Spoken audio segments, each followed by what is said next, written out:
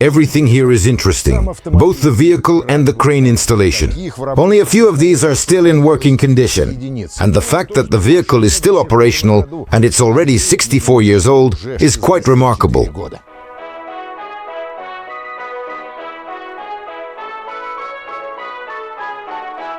Without the development of modern construction machinery, the industrialization of the country is impossible. These words were spoken at the 15th Congress of the All-Russian Communist Party of Bolsheviks, which took place in Moscow in 1927. Everyone understood that construction machines speed up, simplify, and make the work of the Soviet worker more efficient. There is a lot of construction machinery, but today we're talking about mobile cranes. And here's the question. Which mobile crane in the USSR can be considered the first? With a bit of a stretch, the mobile crane based on the ZIL-6.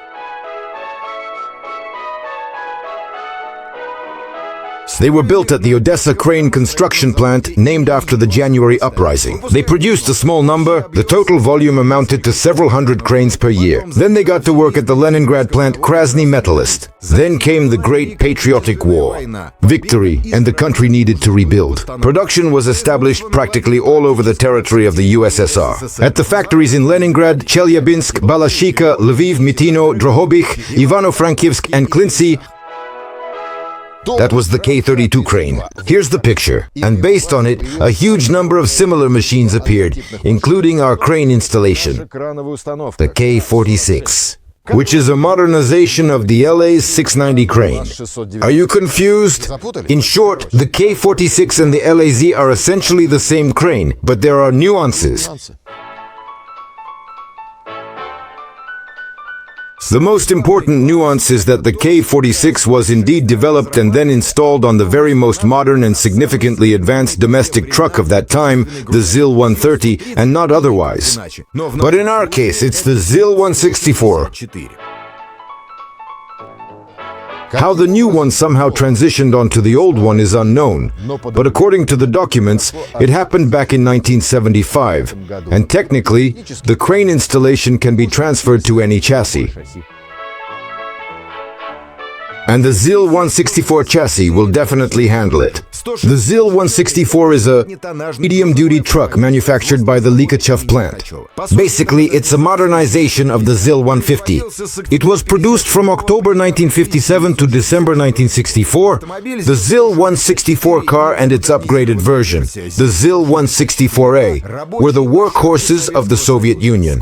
It's hard to count how much different equipment was based there. And the crane as well. The load-bearing chassis is 4 tons. The truck is still based on a frame today. The crane installation is mounted directly onto the frame, completely with a subframe. And in its folded state, the length of the machine is 8750 millimeters, 1750 million.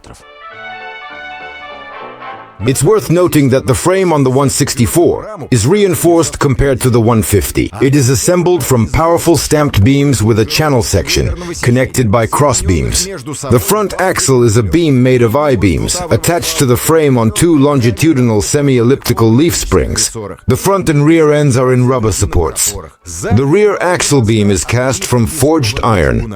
It has the main drive installed, assembled with a differential in the housing.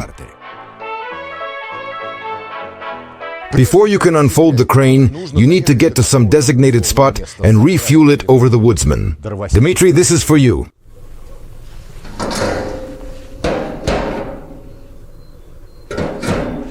A real Puma, as you know, by the way. Do you want to look fashionable and elegant? Irina will turn your wishes into reality.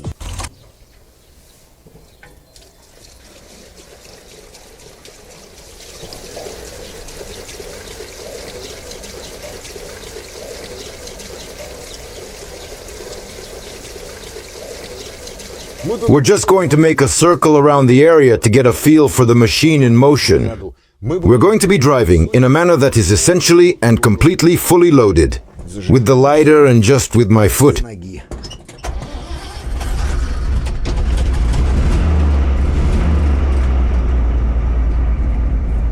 Well, let's go.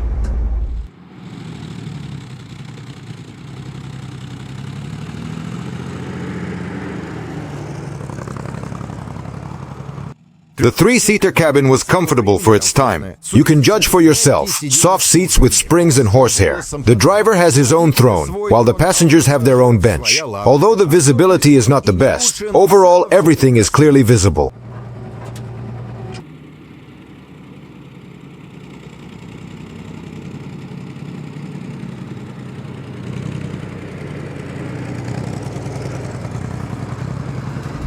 I have to say, the steering wheel is just fantastic.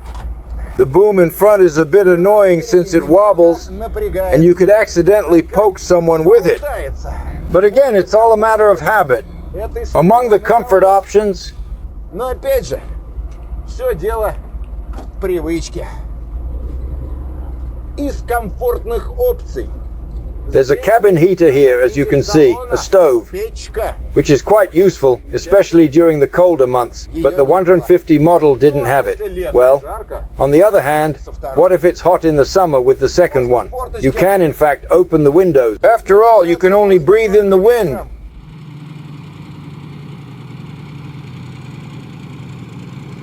With almost a full load, the ZIL rolls very smoothly. The maximum speed isn't great, 80/h. And where's the rush anyway? Especially since the fuel consumption sometimes goes over 30 liters per 100 kilometers.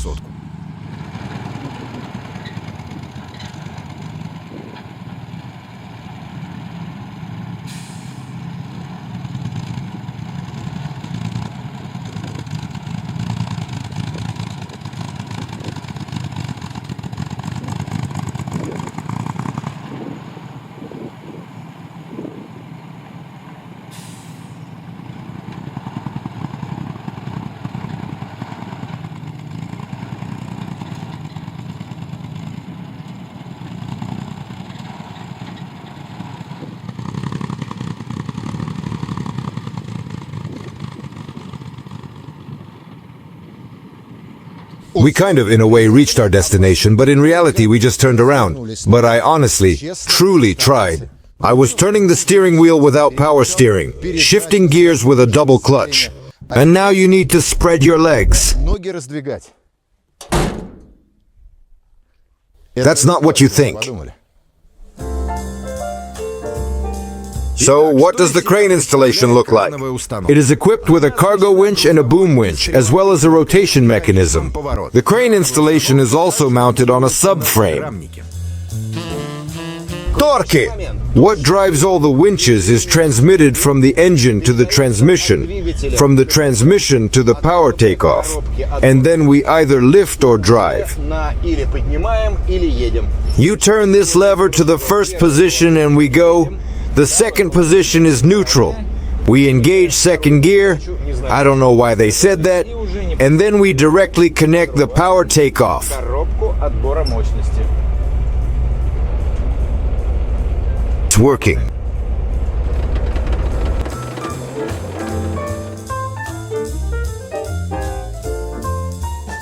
The ZIL 164.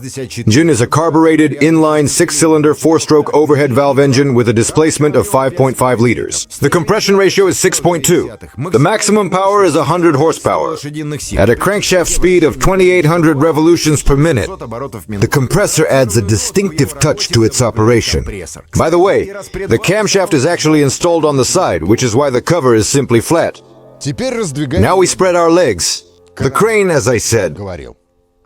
In total, there are 4 individual and distinct pieces. Everything is entirely on manual operational drive, which is powered by human muscle strength. Dmitry is assisting. Dmitry, could you please assist us with this task? Так, So what are we что мы doing? делаем?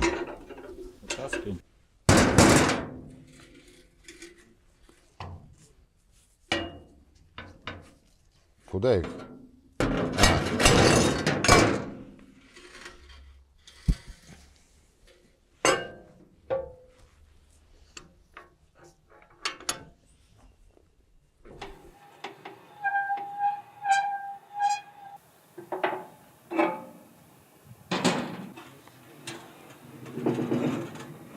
Properly, they are called folding-type outrigger supports, which are commonly utilized in various applications, with screw jacks and self-leveling plates.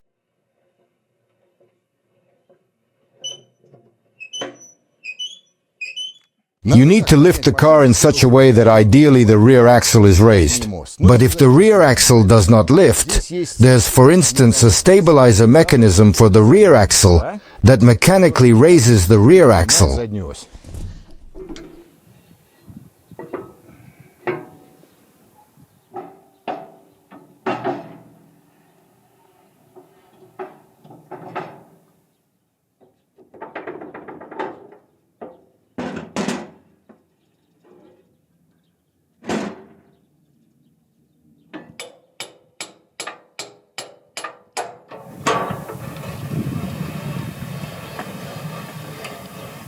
Here we have three very super analog technological devices. Первый. The first one, a level to ensure the crane is positioned perfectly horizontal to the horizon. The second one, a scale that shows the angle at which the boom itself is raised. The third is the tilt sensor. Well, if you've overdone it and raised the boom too high, this little metal piece will push this other metal piece, and ideally, everything will shut off. Well, the third samovar, an overload sensor. I don't know what it does, whether it beeps or turns something off, but if you take too much load, something should happen. In the comments, let me know. I'm an auto expert. Once everything is stabilized and leveled, we release the cargo winch rope from the guy wire that holds onto the towing hooks. And then, after trying a few times, we raise the boom.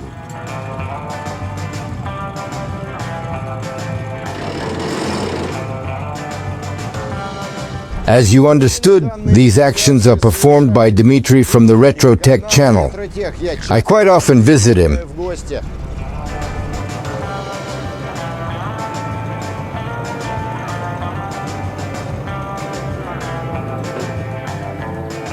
The length of the boom is 6.2 meters. Non-detachable. Lattice 1 meter non-detachable. Lattice non-detachable.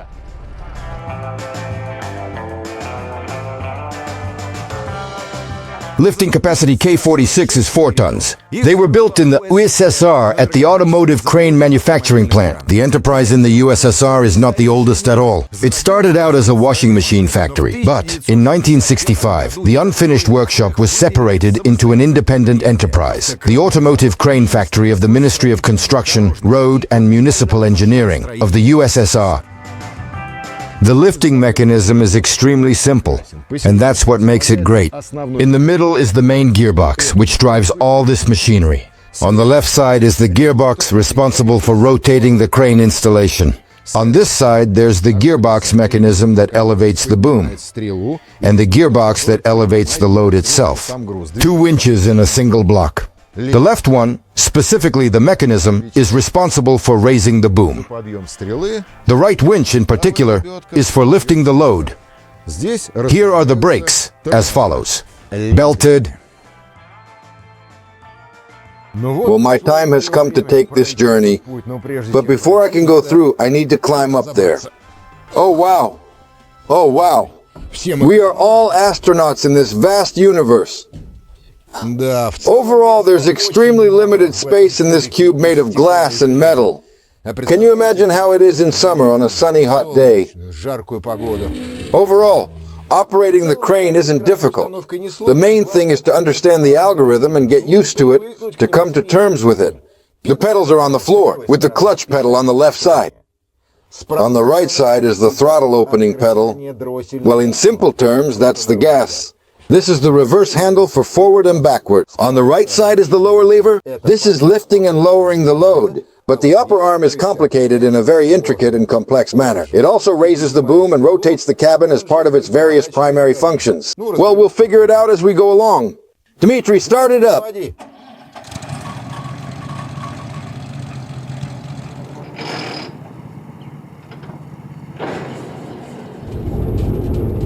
Magnificent. Click! The entire crane setup essentially sits on a very large and extremely heavy massive gear with numerous teeth, which is carefully turned by a smaller gear. The iron little house can rotate 360 degrees. All operations need to be done in neutral. So each action follows the previous one.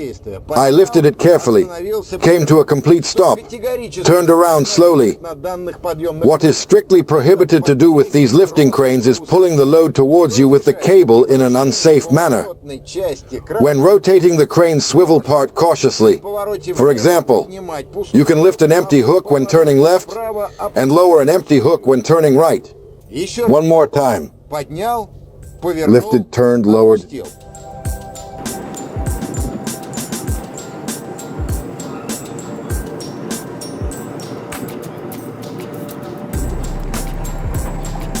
Well, to wrap it up, truck-mounted cranes have advanced so incredibly far that today they are more like remarkably technologically advanced spaceships, lifting massive, incredibly heavy, and complex tens of tons with incredible ease.